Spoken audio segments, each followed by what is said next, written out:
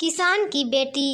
एक बहुत गरीब किसान था। वह अपनी बेटी के साथ एक छोटी सी झोपड़ी में रहता था।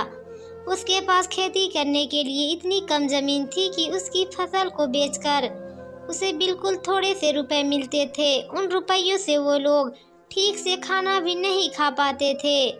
वह राजा के पास अपनी समस्या लेकर आया। राजा दयालु थे। उन्होंने किसान को अपनी जमीन में से कुछ जमीन दे दी खेती करने के लिए। उन्होंने कहा, यह जमीन तो हमारी ही रहेगी, लेकिन उस पर उगने वाली फसल तुम्हारी होगी। किसान ने राजा को बहुत बहुत धन्यवाद दिया। एक दिन वह खेत की जुताई कर रहा था।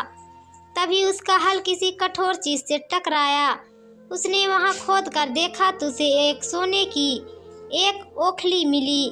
किसान ईमानदार था। उसने अपनी बेटी से कहा, हमें यह ओखली राजा के खेत से मिली है।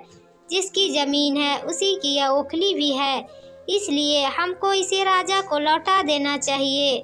किसान की बेटी बोली, नहीं पिताजी, आप ऐसा मत कीजिए।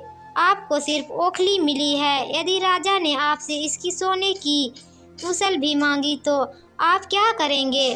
आप इस ओखली को अपने ही पास रखिए।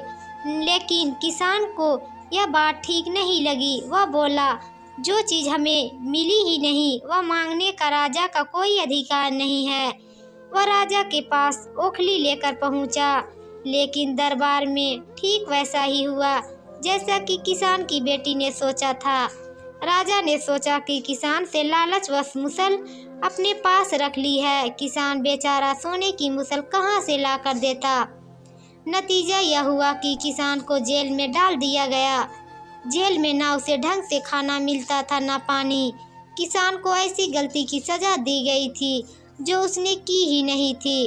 वह खाए पिए बिना निठाल हो गया। लेटे लेटे वह रोता रहता था और कहता था, बेटी की बात माननी होती, काश मैंने अपनी बेटी की बात मानी होती। एक दिन राजा ने उसे ऐसा कहते हुए सुन लिया।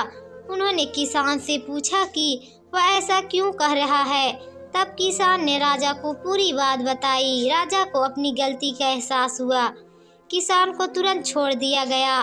किसान की बेटी को राजा ने दरबार में बुलाया। उससे बातें करने के बाद राजा को पता चल गया कि वह कितनी बुद्धिमान है। किसान की बेटी को राज्य के खजाने का मंत्री बना दिया गया। उन्हें रहने के लिए घर और सभी सुख सुविधाएं दी गई। किसान और उसकी बेटी सदा सुख से रहे। किसान को धोखा कष्ट जरूर झेलना पड़ा, लेकिन अंत में जीत सच्चाई की हुई।